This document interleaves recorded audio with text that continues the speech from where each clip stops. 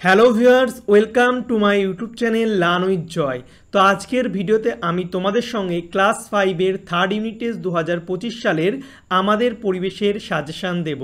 তো তোমাদের আমি ফার্স্ট এবং সেকেন্ড ইউনিট টেস্টে যে সাজেশান দিয়েছিলাম সেখান থেকে কিন্তু তোমাদের 100% পরীক্ষায় কমন এসেছিল এবং তোমরা কিন্তু সকলেই পরিবেশে ভালো রেজাল্ট করেছিলে। তো সেমভাবে থার্ড ইউনিট টেস্টেও তোমাদের কী প্রশ্ন পরীক্ষা আসতে পারে, কোন কোন চ্যাপ্টার থেকে, আমি সেগুলো কিন্তু তোমাদের সঙ্গে আলোচনা করব। তো অবশ্যই তোমরা ভিডিওটি শেষ পর্যন্ত দেখবে এবং যে প্রশ্নগুলো দেব সেগুলো তোমরা কিন্তু ভালো করে রেডি করবে, কারণ এর বাইরে কিন্তু তোমাদের পরীক্ষাতে কোনো প্রশ্ন আসবে না। আমি প্রতিটা চ্যাপ্টার থেকে বেস্ট ইম্পর্টেন্ট প্রশ্ন যেগুলো পরীক্ষা আসে সেগুলো কিন্তু আলোচনা করব।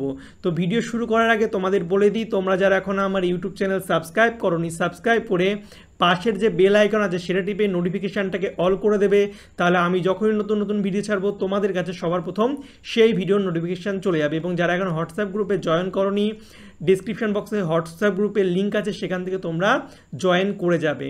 তো চলো এবার শুরু করি।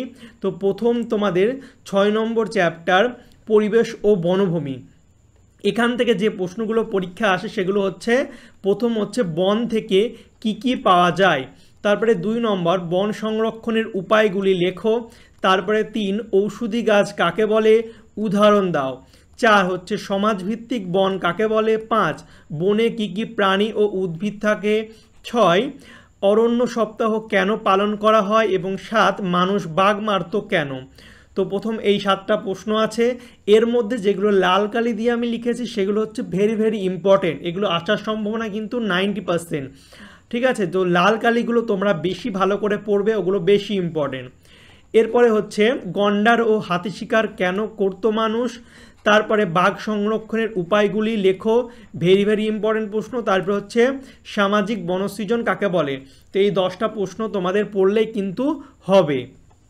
এরপর হচ্ছে পরিবেশ, খনিজ ও শক্তি সম্পদ, এখান থেকে তোমরা যেগুলো পড়বে সেগুলো হচ্ছে খনিজ সম্পদ কাকে বলে, তারপরে কয়লা ও পেট্রোলিয়াম কিভাবে তৈরি হয়, জীবাশ্ম জ্বালানি কাকে বলে, উদাহরণ দাও, তারপর হচ্ছে আমাদের রাজ্যে কয়লা খনি অঞ্চল কোথায় অবস্থিত, 5 খনি অঞ্চলে ধস মোকাবিলা কিভাবে করবে, 6 অ্যাসিড বৃষ্টি কি, এর ক্ষতিকর প্রভাব লেখো, এটাও ইম্পর্টেন্ট প্রশ্ন, এবং 7 কয়লার ধোঁয়া কি ক্ষতি করে।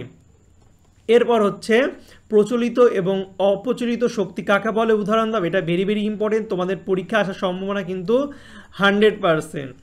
তারপর হচ্ছে প্রচলিত ও অপ্রচলিত শক্তির পার্থক্য এবং জলচক্র কাকে বলে চিত্রসহ আলোচনা করো, এটাও আসার সম্ভাবনা কিন্তু 100%।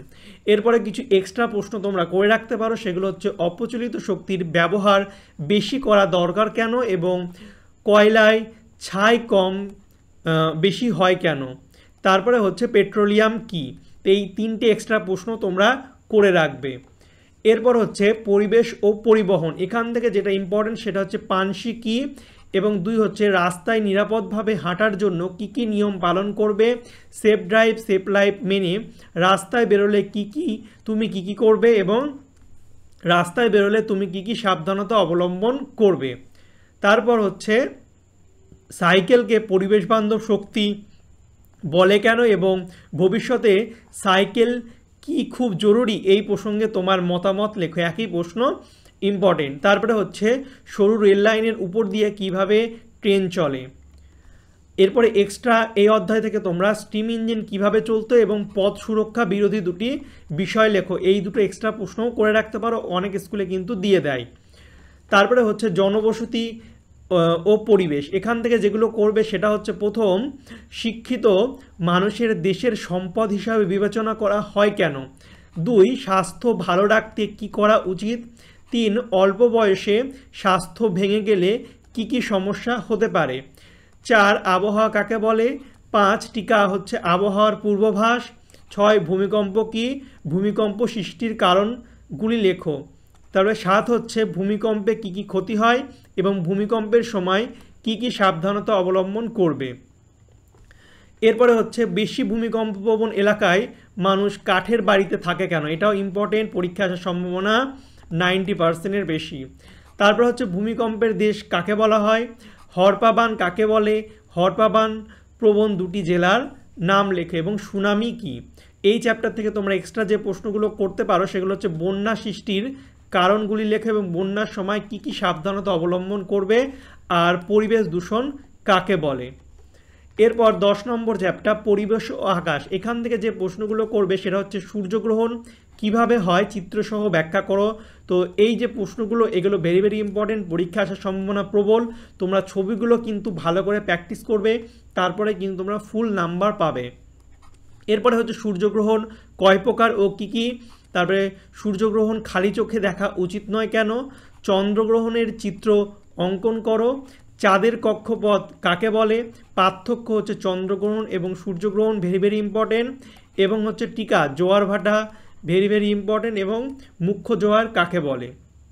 তো সব প্রশ্নগুলো দেখতে পাচ্ছ রেড কালি দেওয়া আছে, মানে সবগুলোই ইম্পর্টেন্ট প্রশ্ন, ভালো করে পড়বে।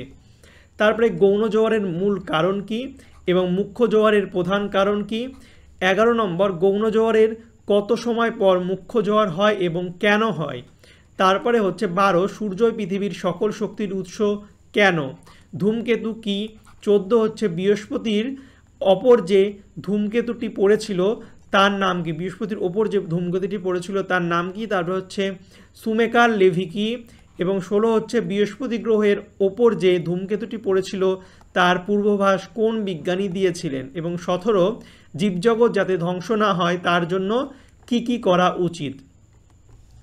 এরপর হচ্ছে আমাদের লাস্ট চ্যাপ্টার মানবাধিকার ও মূল্যবোধ, এখান থেকে যেগুলো পড়বে সেগুলো হচ্ছে শিশুদের অধিকারগুলি লেখো, ভেরি ভেরি ইম্পর্টেন্ট, পরীক্ষা আসার সম্ভাবনা কিন্তু প্রবল।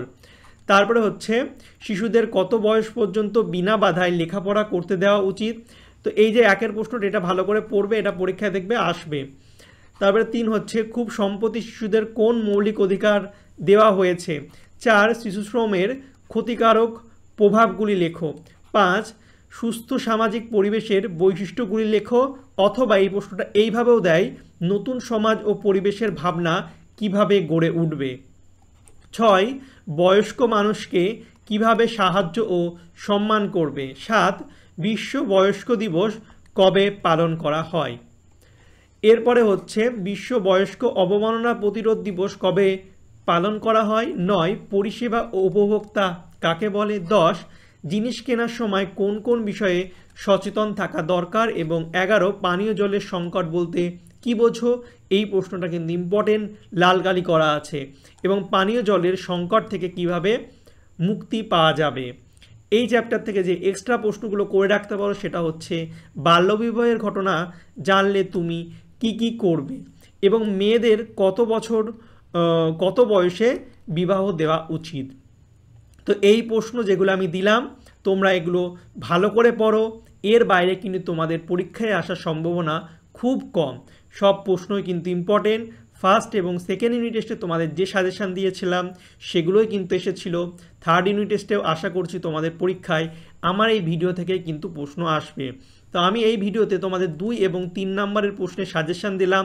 তোমাদের যদি 1 নম্বরের বা MCQ প্রশ্নের সাজেশান লাগে তাহলে আমাকে কমেন্ট করবে, আমি তাহলে তোমাদের জন্য একটা আলাদা ছোট প্রশ্নের ভিডিও কিন্তু বানিয়ে দেব, ঠিক আছে। আর এই ভিডিওটা ভালো লাগলে তোমরা অবশ্যই লাইক কমেন্ট শেয়ার করবে। চ্যানেলে নতুন হলে চ্যানেলটিকে সাবস্ক্রাইব করে পাশের যে বেল আইকন আছে সেটা টিপে দেবে। এবং যারা এখন আমার হোয়াটসঅ্যাপ আর টেলিগ্রাম চ্যানেলে যুক্ত হওনি, ডিসক্রিপশন বক্সে লিঙ্ক দেওয়া আছে, সেখান থেকে তোমরা কিন্তু জয়েন হয়ে যাবে। আর যাদের PDF লাগবে এই PDFটা তারা ডিসক্রিপশন বক্স চেক করবে, সেখানে কিন্তু লিঙ্ক দেওয়া আছে। তো চলো বাই, দেখা হবে তোমাদের সঙ্গে পরের একটা ভিডিওতে। Thank you for watching my videos.